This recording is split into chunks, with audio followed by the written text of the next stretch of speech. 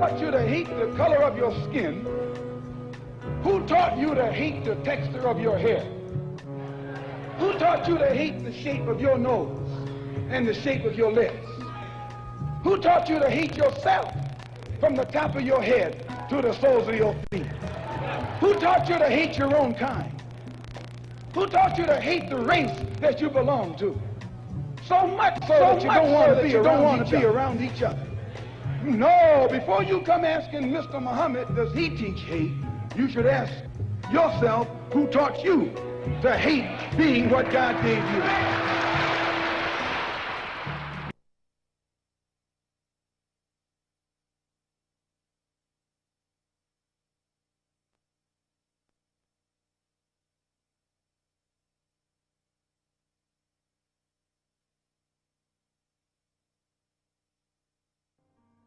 In December 1964, Malcolm debated at the Oxford Union in England.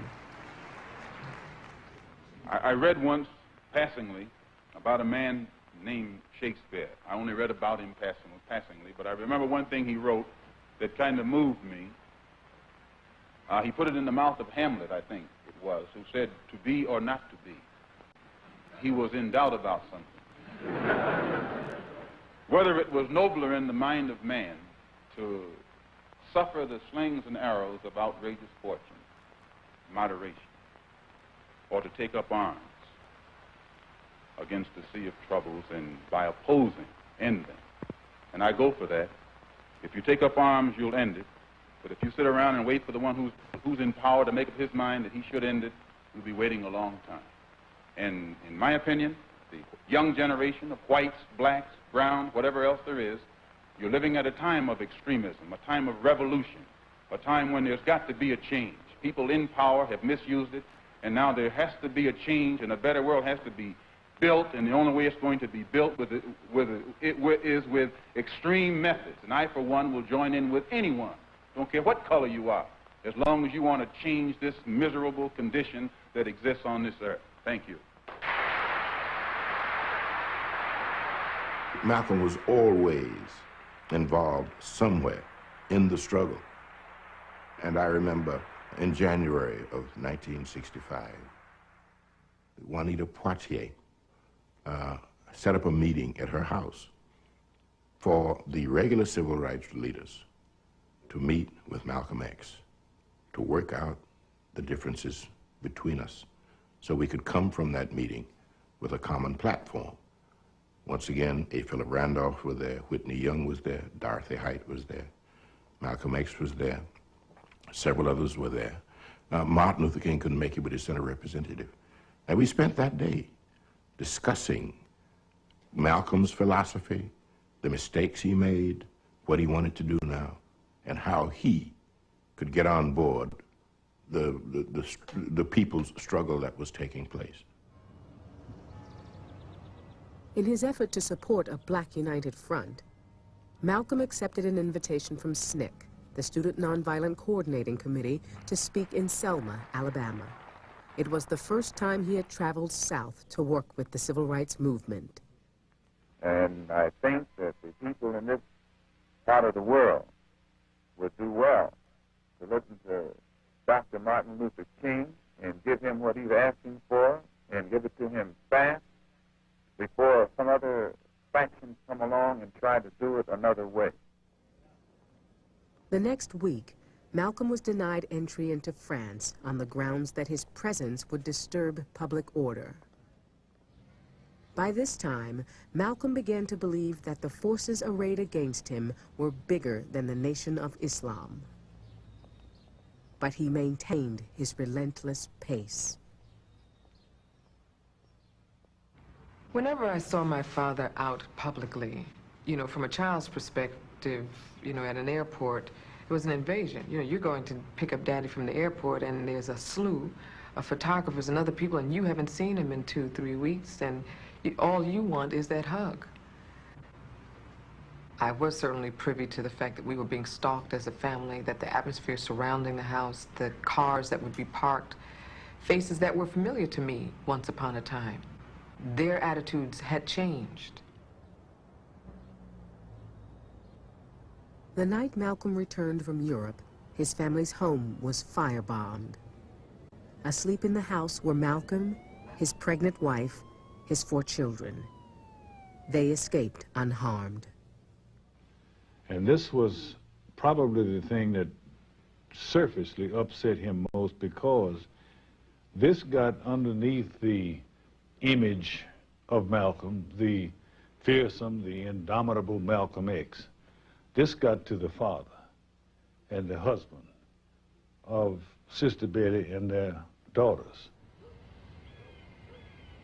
Now, he has told me in the past that he has been having some harassment. Could you give us an idea of some of the things that have happened? Well, in July, when I was in the hospital having my last baby, my 3 small daughters saw my husband almost killed across the street. And how was he almost killed? Well, he was in his car, and some men were rushing to the side of his car, on both sides of it, and he managed to get away. Had you had any threats, anything like this? Had any threats? That's all I get is threats. I get not less than 6 or 7 threatening phone calls every day.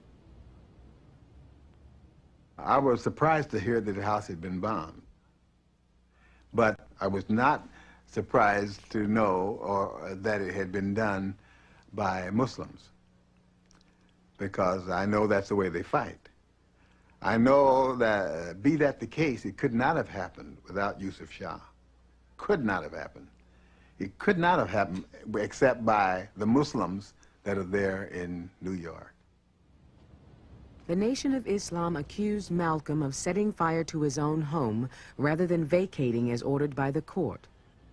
Later that day, the nation's representative, Captain Joseph, inspected the scene. Who bombed his house? I don't know. All we know, it just got on fire. Does Malcolm know who bombed his house? I don't know. He never said. And if he did, you know, he should have brought him to justice. There are news reports of threats against his life. Is his life really in danger? Maybe it was. He said it was. He said it was. Do you feel now that there was a climate within the nation itself that put his life in danger? Well, as you know, in a nation, you have all kinds of people. And they have different thoughts. You have sympathizers.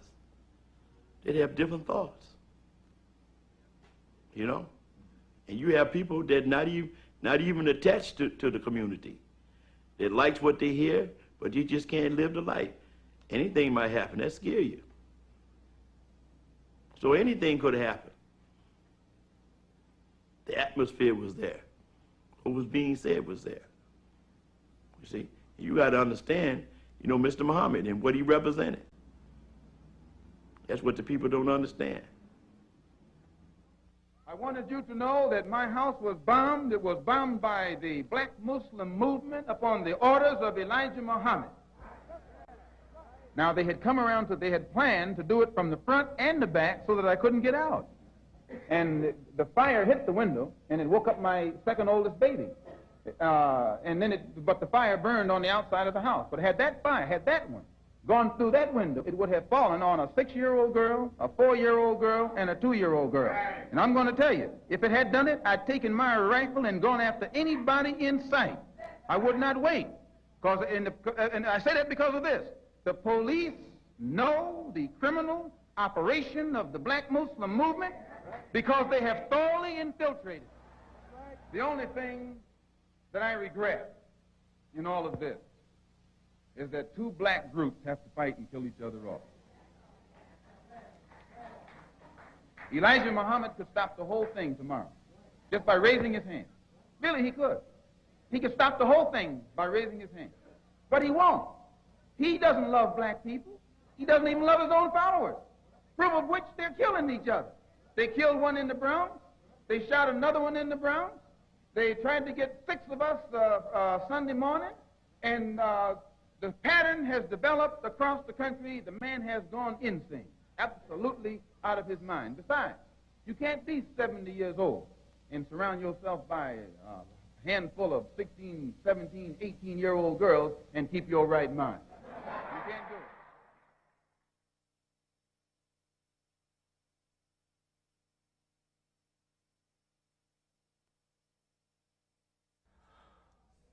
Welcome.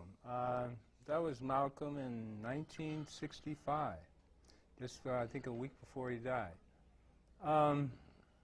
We all know what happened. Welcome to the show, Professor James Small.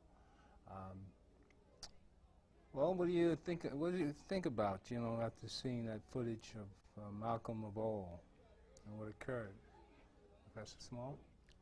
Yeah, I'm not that interested in who killed Malcolm. Okay. Nor am I that interested in the rift between Malcolm and the Nation of Islam, because that's been cooked, baked, stewed, you know. Okay. What I'm more interested in is the evolution of an African man named Malcolm X to a consciousness about the struggle concerning African peoples worldwide around things economic, political, and cultural.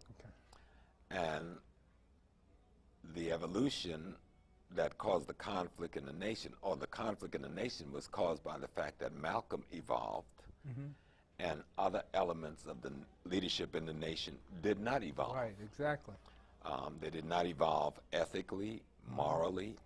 They did not evolve principally.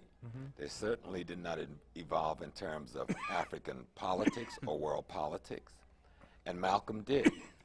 And one thing we know, you can trace Malcolm's political evolution, intellectual evolution, to educational development. Malcolm studied. Right. Malcolm did research. Malcolm informed himself, and Malcolm allowed himself to be informed by others who were better informed than him. That's right. Malcolm traveled extensively. You know, he says traveling broadens your scope. Yes. Some of the analysis on Malcolm have been dead wrong, especially the ones about his changing. He went to Mecca and then this happened. He went to Africa and this happened in 1964. Malcolm went to all of those places except Mecca in 1958. Okay. In 1958, he visited Iran, Syria, Egypt, I think Jordan, Ghana, Nigeria in 1958. So if it was going to transform him in 1964, then I'm sure it transformed him in 1958. So Malcolm knew there were Muslims that was white. He had been among them. Before he left the nation, Malcolm would go and meet with Muslims at the Islamic Center on 72nd Street. They were white Egyptians. He would go to the United Nations, and surely he encountered Muslims who were white every time he went, mostly. But the majority of the Muslims, like Reverend Kenyatta, said that that was their pride, that the white man couldn't go to Mecca. You didn't hear what I just said. I know, but I don't want to get into the illusions now, Okay. even though all respect's due to Minister Kenyatta. He was there with Malcolm beside him. So he know that what I'm saying is the truth. When they went to the UN and they met different diplomats from Arabic and Muslim countries, they were meeting white Muslims. When they went to the Islamic Center on 72nd Street, they were meeting white Muslims. Okay. When Malcolm went to Syria, I'm sure they didn't import some black Muslims for him to meet in the Syrian government. He went to Syria in 1958, he saw white Muslims. He went to Iran, he saw white Muslims. He went to Egypt, he saw white Muslims. Okay. So that was not a new thing. And long before he left this country, Malcolm knew many white Muslims. Directly across the street from his sister's house in Boston was the Ahmadiyya Mosque.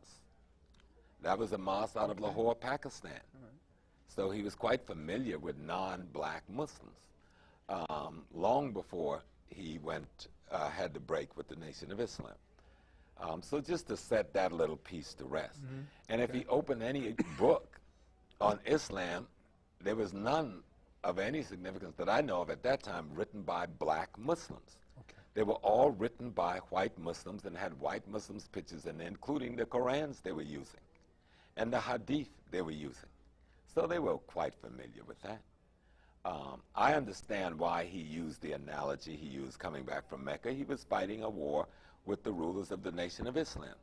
And at this point, it wasn't his personal informing that had to happen. He was now trying to inform the general public about the differences in the views. Okay. And what they were familiar with, they were not familiar with his trip in 58. They were familiar with the trip in 64, so he used that. Explain exactly what he said when he came back. Oh, when he came back, he said that he had gone on a trip to Mecca. This was in March of 64, and he had met white-skinned people who were Muslims. And recount that when he was in the Nation of Islam, they were taught that a white man couldn't be a Muslim. But indeed, in Mecca, he had met people who were Muslims whose skin, incidentally, were white. And that Islam had transformed these people to behave in a very humane way, in a brotherly way. And he said that if Islam could do this for those white people, maybe white Americans, if they would adopt Islam, Islam would make them more human too. Okay. People twist that statement. The reason for making that statement was to say that if white people who from Europe and the Middle East who took Islam as their way of life could be humane and brotherly, then maybe white Americans should accept Islam, so they too would become humane and brotherly. Okay, that's what the language was about. He made some other speeches too. He came back and he said there could be no black-white solidarity until there was some black solidarity. Right. He also came back and he said that he had met the ambassador from China and the ambassador from Algeria, and they were revolutionary nations, but they told Malcolm, if you condemn everybody with white skin, we have white skin too, then you condemn us and we are revolutionaries. So you should judge people based on their conscious behavior. And Malcolm said yes, and I now do not want to blanketly condemn anyone, so we'll judge people based on their conscious behavior. Then he giggled, and he said, you know, he had almost a patented laughter. And then he said, and we know how white Americans consciously behave. So he was very clear. I'm not changing my viewpoint, but I am going to approach how I explain my attitude.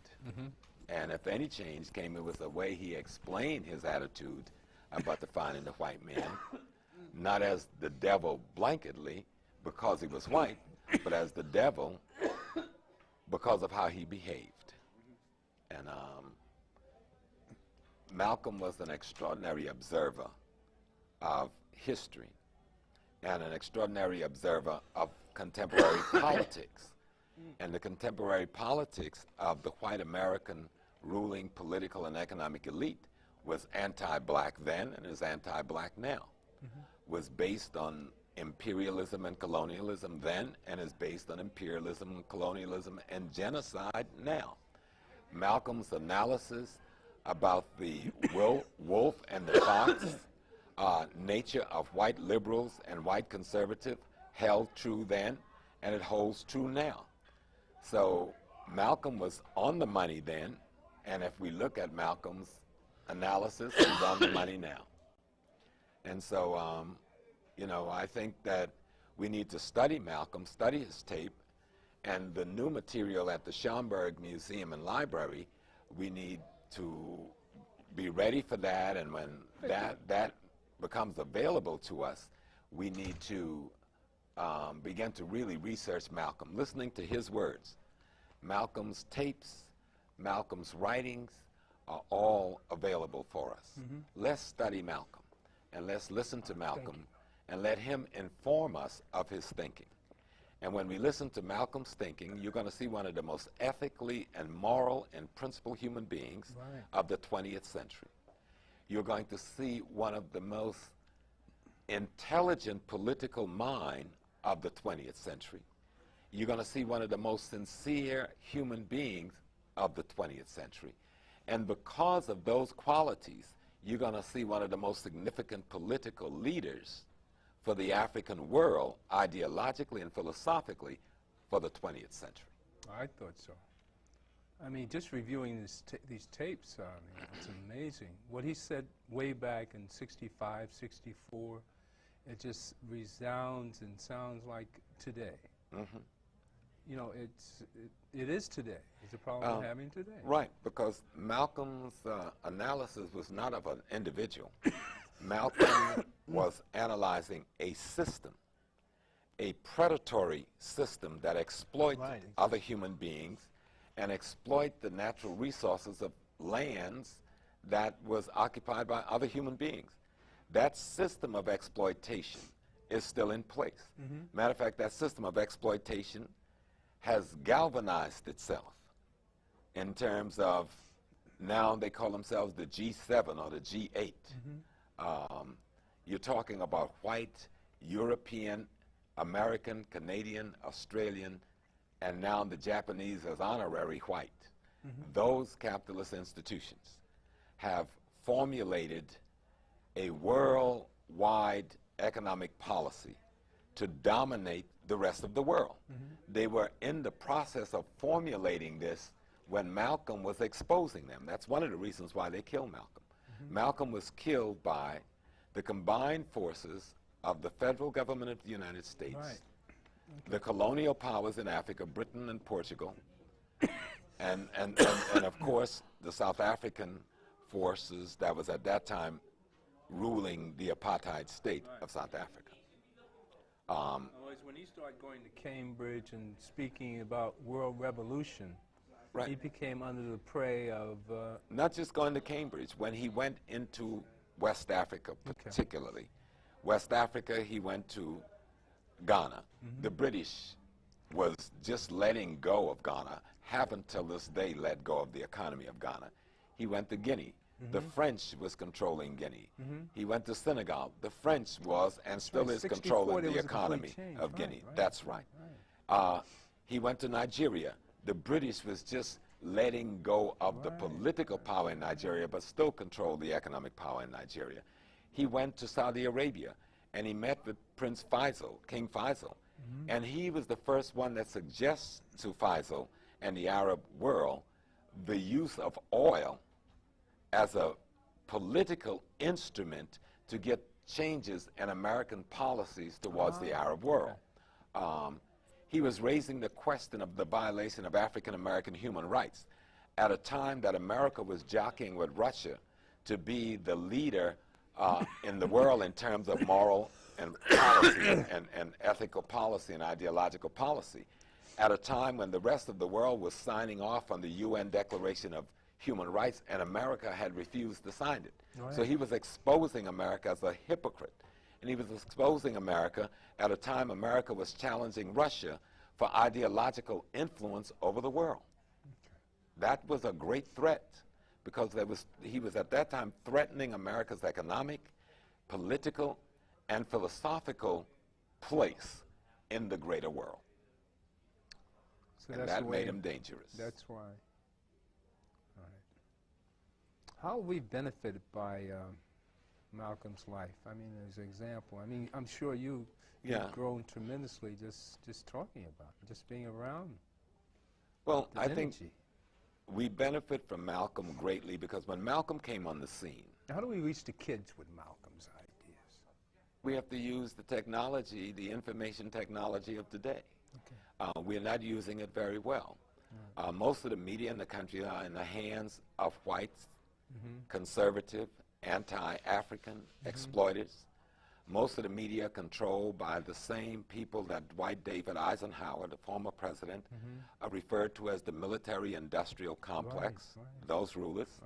And part of their dominance of the electronic media, of print media, is to make sure it is not used by the people to inform and instruct the people about the contradictions of the ruling elite. So we must find other ways. In the same way we can do underground music, we should be able to do underground information about Malcolm and about Dr. King and about other great leaders that may inform young people that there are analysis on the system that will show you how to ameliorate and understand your condition and what you might bring to bear to change the economic, political, social, and cultural conditions you're faced with in America.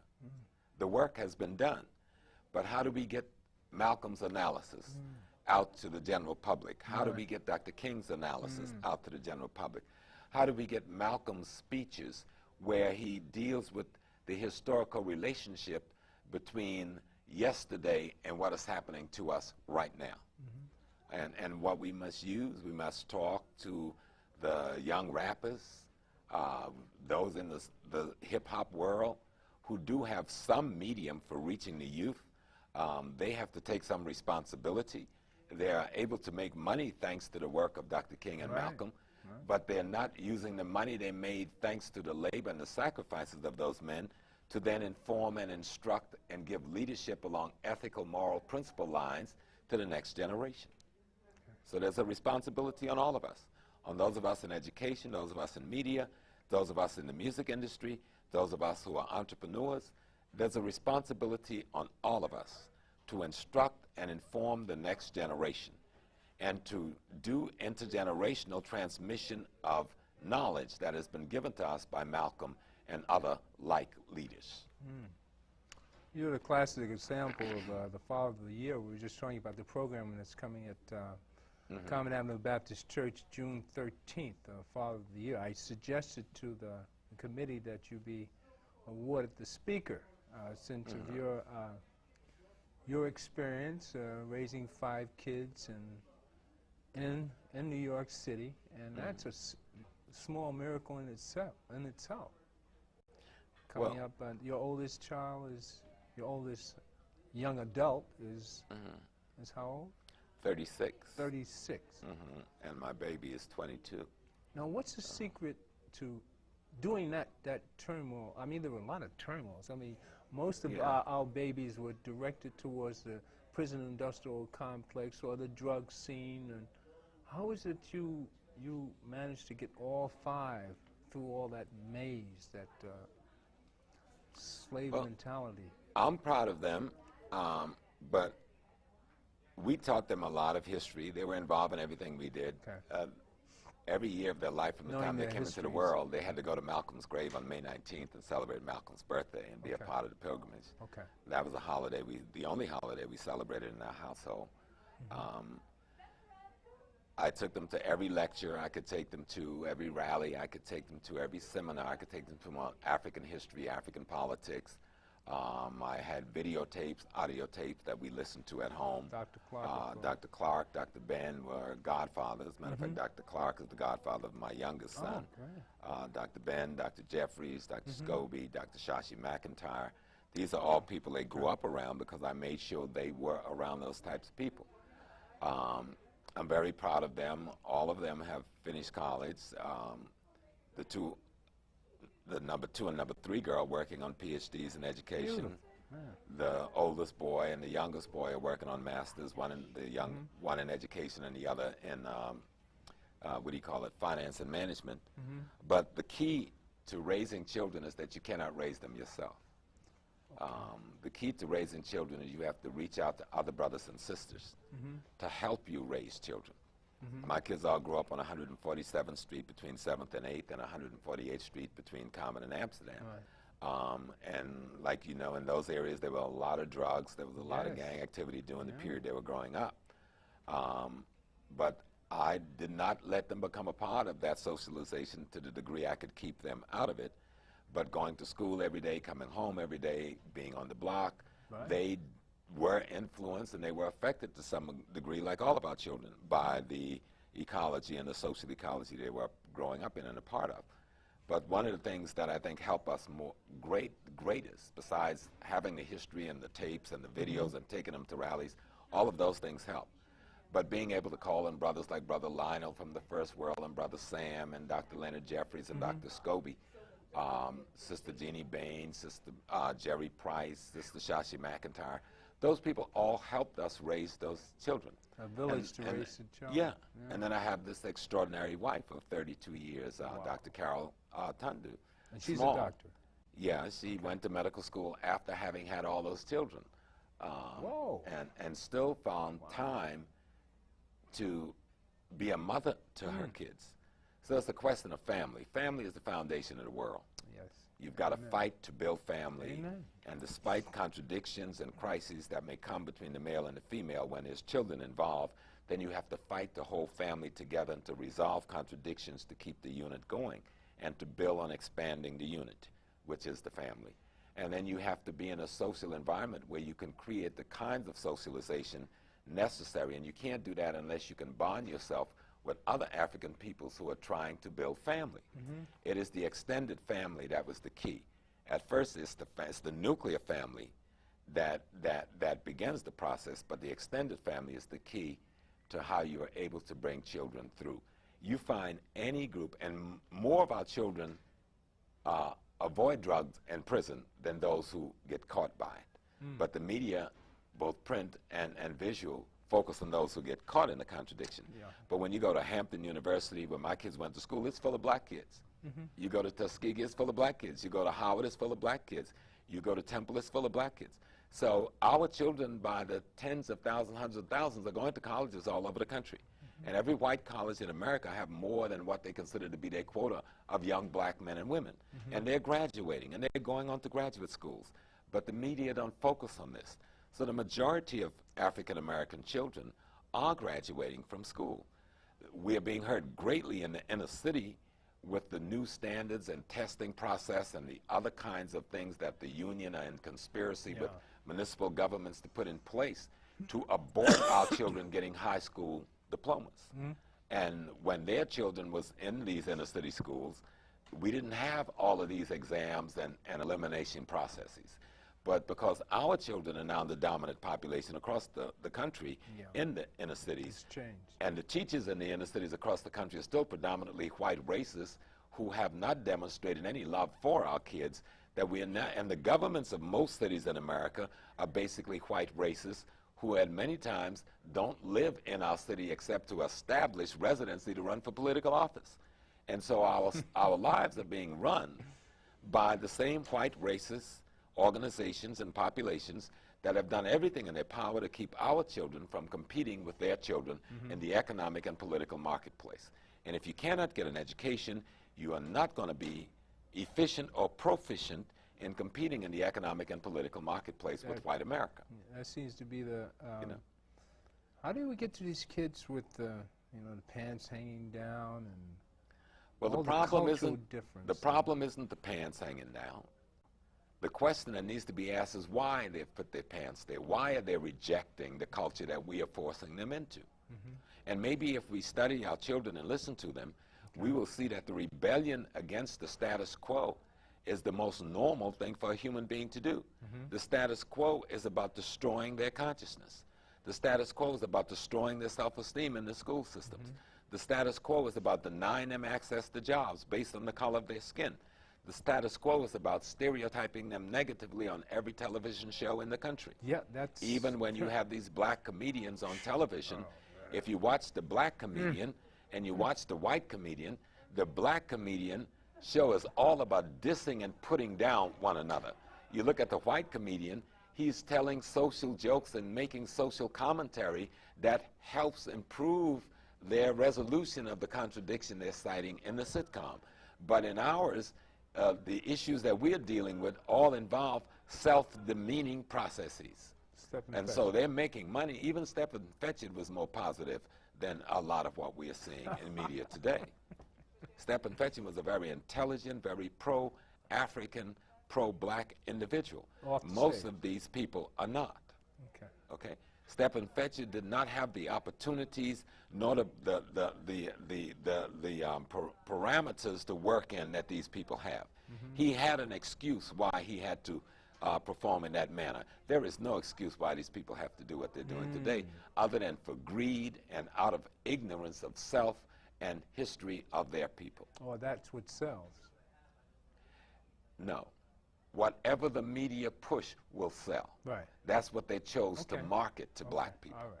You can sell me chickens that don't have hormones in my market, and I will buy them just as quickly as the chickens that do have the hormones that will kill me.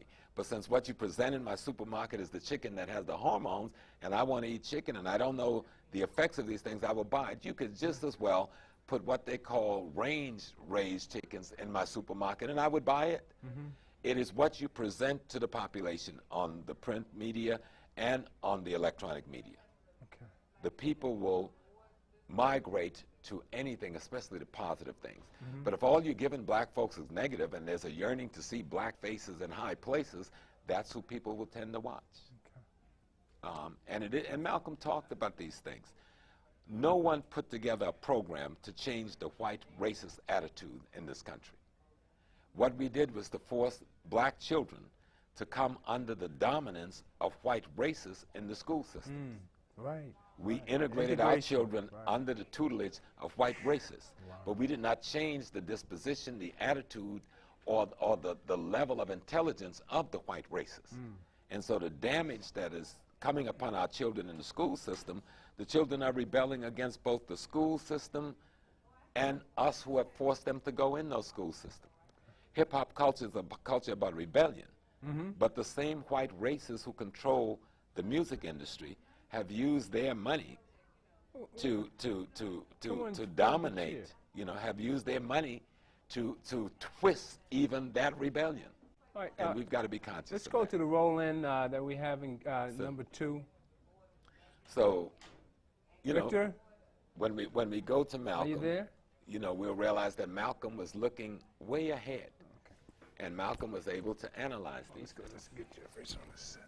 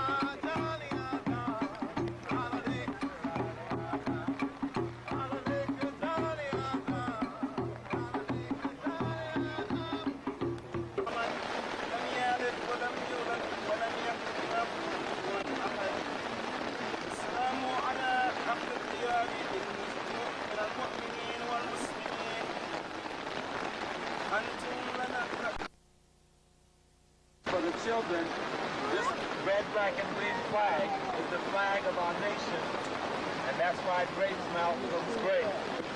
This chair represents his seat of leadership, which was made vacant by the assassins. That's why we bring the chair. The brothers in white represents the fact that he was a Muslim, and out of a tradition that we call the Sudan. And so we represent him today. I'm going to ask Sister Jeffries to speak briefly for the women, and Sister Herman Ferguson speaks briefly for the men. Hotel family, we are gathered here today to celebrate the 75th anniversary of Brother Malcolm's birth. Brother Malcolm left us several legacies, but there is one legacy that I wish we would commit ourselves to and take advantage of. And that is living by example, not just talking, but setting an example for our youth to live by. We wonder why our children are doing so many things. That is because we are not being correct in what we do. We must set an example for our children so they can look at us and then strive to be like us. I'm wishing all of the mothers and the fathers here today would submit themselves to that legacy. Thank you. So here today to pay honor and respect to our shining black prince. Okay, this is Professor James Small. I'm going to sort of like take over the host position for a minute for Brother Winston. And we would like to welcome into the studio Professor Leonard Jeffries. Welcome, Dr. Jeffries. You watched some of the footage that we were showing of the pilgrimage to Malcolm's grave, and earlier on we showed some of the speeches of Malcolm's last month and last week. So talk to us about Malcolm X. Tell me, what is the meaning of Malcolm X and his legacy and his teachings to us today? Well, I certainly have always been impressed by the annual pilgrimage. This past Monday was a special event with the arrival of one of the daughters, Eliasha, and a very touching moment, touched all of our hearts. And it's important for us to understand that there are imperatives of the legacy of El-Hajj, Malik, El-Shabazz, Malcolm X, Omar Wali. Imperatives, meaning there are things that we must do in understanding and appreciating that legacy. Malcolm himself represented a transformed black shining prince who went from a foundation of a Pan-African family to the fall into a negative behavior, to the resurrection into a powerful force and figure who not only has moved myself and other scholars, but great media giants like Gil Noble, Imhotep Gary Bird, Bob Law. He has been a force for people out of the country, in the Caribbean, in Africa, in South Africa. The 1970s was the period of significance for our great leader of the youth, Steve Biko. And Steve Biko was inspired. The Black Consciousness movement that he led was inspired by the legacy of El-Hajj Malik, El-Shabazz, Malcolm X. So certainly he has been an individual to study during these most crucial times. The 60s, the late 50s and 60s were the nation-building times for the African world. The basis for Pan-African connections were laid, and Malcolm was at the heart of that, moving beyond his American foundation and base, reaching out to an African world community. And that is the imperative that I think we all need to understand. Dr. John Henry Clark, who loved Malcolm, Dr. Yosef Ben-Jochannan, who loved Malcolm, and these were men who helped also to bring some knowledge to Malcolm. Dr. Clark said clearly, for us it's a question of Pan-Africanism or perish. And I add reparations now. And I think someone who articulated the question of our linkage and the need for reparations clearly is the legacy of Malcolm X, because he went before the world bodies, including the UN, raising our issues as not a civil rights question, but a human rights question. And certainly the question of the destruction of African humanity, which is still taking place, needs to be clearly understood by our people. Well, let me just raise a, normally when we talk about Malcolm, we cover a lot about Malcolm, but I know you also knew Dr. Betty Shabazz, the wife of Malcolm X and the mother of those beautiful children that they produced. Tell the world a little bit about Dr. Shabazz, because people don't seem to know. Dr. Shabazz was very private, and she didn't do a lot of fanfare around the things she did politically and socially, but talk to us a little about Dr. Shabazz as you knew her. Well, as I am writing about the legacy of Malcolm, I also have to personally write about the personal relationship with Dr. Betty Shabazz. And as a member of the City University system, I had a lot of interaction with her. And certainly she grew into this role of the widow of a great African leader. And she herself played a great role. She often said to us, dwell on the good. And so when it comes to Dr. Betty Shabazz, I can only think of the good. She challenged me to understand and appreciate the fullness of Malcolm. She worked diligently to put a foundation under the children, and often she had to do it by herself. She pleaded with me to ask Alex Haley to help her at the point that I was a research associate for Alex. And he wasn't able to do what he could have and should have done to the extent that I think he wanted and Betty wanted. But she traveled carrying the legacy of Malcolm gloriously. You and I were with her when she stepped in to be the spokesperson for us Africans in America at Ghana, at the great tribute to Dr. Kwame Nkrumah when he was resurrected with a memorial park that's an extraordinary center of African spirituality. And again, we were together with her at a great historical moment in Uganda when the 7th Pan-African Congress gathering was taking place, and she played an important role, again, never leaving Malcolm's legacy behind. She dedicated a memorial park to him in the center of Kampala, in the Harlem of Kampala, and I remember her reaching out to the young people. She didn't hesitate. She went beyond the security fence and went beyond the security guards that was trying to protect her. They also, at that same time, showed her that they'd name a major street for Malcolm in Kampala.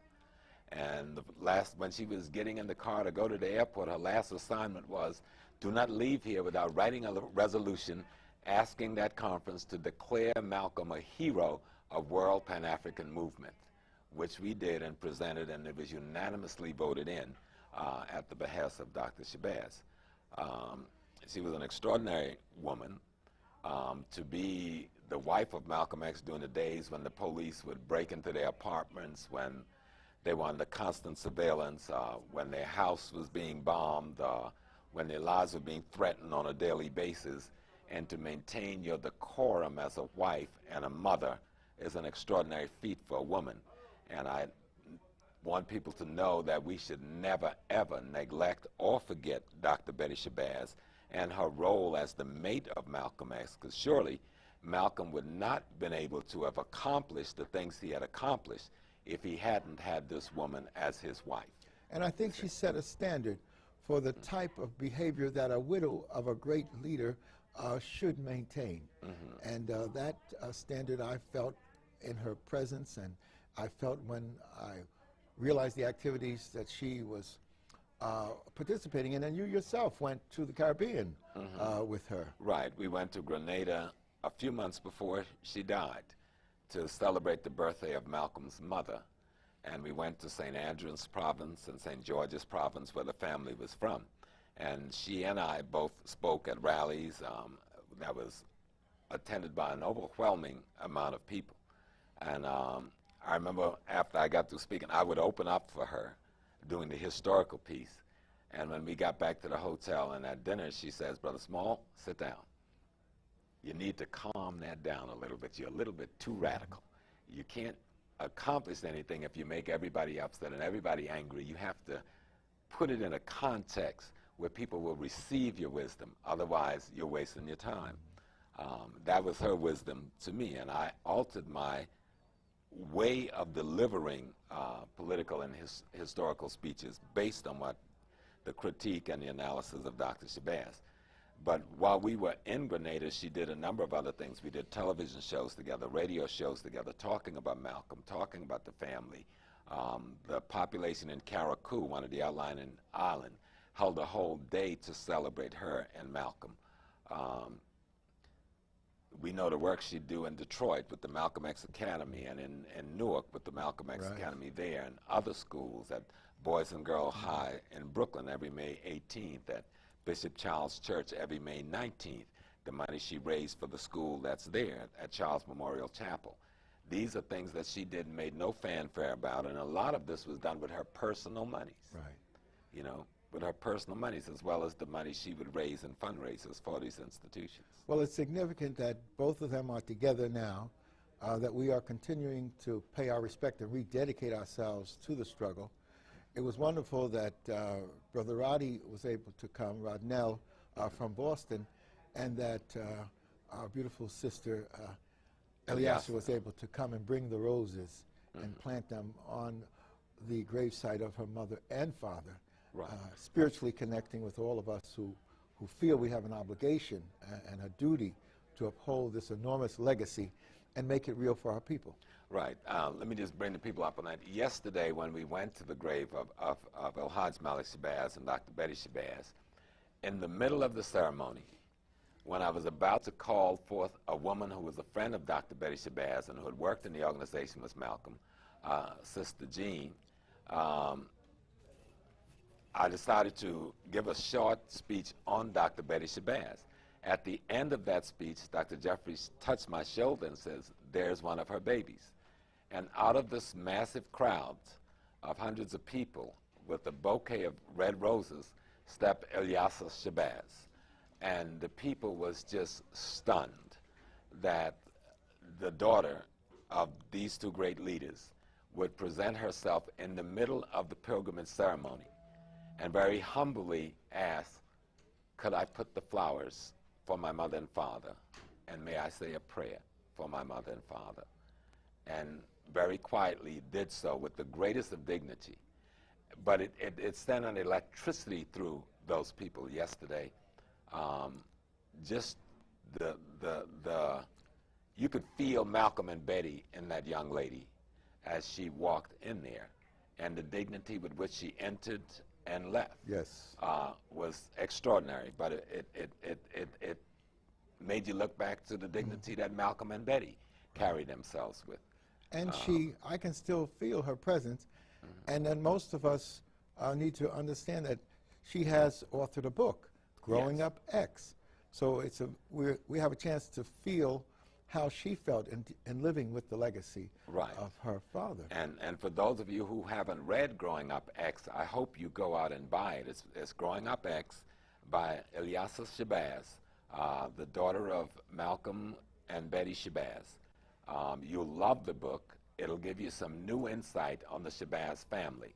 And it'll let you appreciate a little bit more the trauma that the children of Malcolm and Betty had to go through, losing their father, sitting there watching assassins kill their father in a public forum, and to have to deal with the trauma of the media constantly attacking their father even after his death years later, and to then have to watch their mother die a tragic, traumatic death. And yet these extraordinary young people who the black community was unwilling, out of ignorance, and unable in terms of resources to assist Sister Betty with rearing. We left them out there. We abandoned them, or at least we were calcitrant and negligent. And yet they've survived. And yet they've grown strong. And it is still our responsibility to take them in our bosoms and to let them know we love them and we love their mother and father. And even today, we must take the responsibility to present ourselves, to assist that family and to assist those children in any way possible. And to let them know that if we can offer any aid, any strength to them, they got it. It is our responsibility. Our community in Detroit that you and I know well has already extended a welcome. I was on the phone today with Brother Atta and Brother Thompson, and they said that they would be willing to invite our sister Ilyasah to come to Detroit and set up the programs that would allow her to highlight the publication of the work. And as I was leaving New York, Manhattan last night, I crossed past your house and crossed 150th or so at St. Nicholas, and there at the light, standing on the corner at night, chit-chatting, was Percy Sutton. So I was able to tell Percy how spiritually wonderful it was to have the connection in the morning at the pilgrimage site, and he was glad to hear that. Very good. And we know that Mr. Sutton was Malcolm's attorney during those tumultuous years that Malcolm, the year after he left the Nation of Islam, and we know that he was a good friend of Sister Betty's and the family, the children, for years, right up till today. So Malcolm X, Alhaj Malik Shabazz Omawali, his legacy was a legacy based on truth of word. The man spoke the truth as straight up as he understood it. But what was more extraordinary, the man lived the truth in his every action, every moment, every day. And because he accepted truth as his fundamental guide, he developed an ethical and a moral principle character that will rival anybody in this century, any human in this century. And because he was so ethically, morally, and principally focused and centered, he was able to do analysis on the nature of systems of exploitation and their predatory behavior towards African people and other peoples of color in the world, such that we can learn today from Malcolm's teachings how to understand the predatory nature of systems of exploitations that exist right now. And what was extraordinary about his presentations, it often came from the heart and the head. Yes. There was no prepared script that someone else had clarified, or he spoke his heart and his mind. So I was privileged a few years ago when the struggle was at its most intense around me to go to Harvard, and at the invitation of the black students and the black organizations, and speak on the same stage that Malcolm had spoke 30 years before. And the dean who had emceed that program made note of that effect, that he was there when Malcolm spoke at Harvard, and we were replicating that type of presentation that evening. Well, Dr. Jeffries, I thank you for stopping in. We have to wrap up the show now. Brother Winston, who is the host, who I'm filling in for a few minutes, he's got a bit of a cold, a little illness that's getting him down, and I'm glad I had the opportunity to spend a few minutes with you on his behalf. And we'd like to thank our audience for letting us into their homes and their hearts, and we hope our message on Malcolm really struck home and reached you today. Hotep, thank you, Dr. Jeffries. It's my pleasure. Madasi P. Madasi P.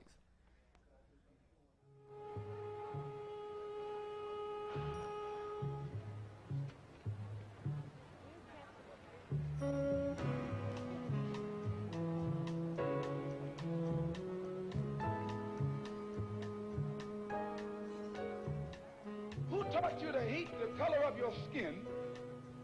Who taught you to hate the texture of your hair? Who taught you to hate the shape of your nose and the shape of your lips? Who taught you to hate yourself from the top of your head to the soles of your feet? Who taught you to hate your own kind? Who taught you to hate the race that you belong to? So much so that you don't want to be around each other. No, before you come asking Mr. Muhammad, does he teach hate, you should ask yourself, who taught you to hate being what God gave you?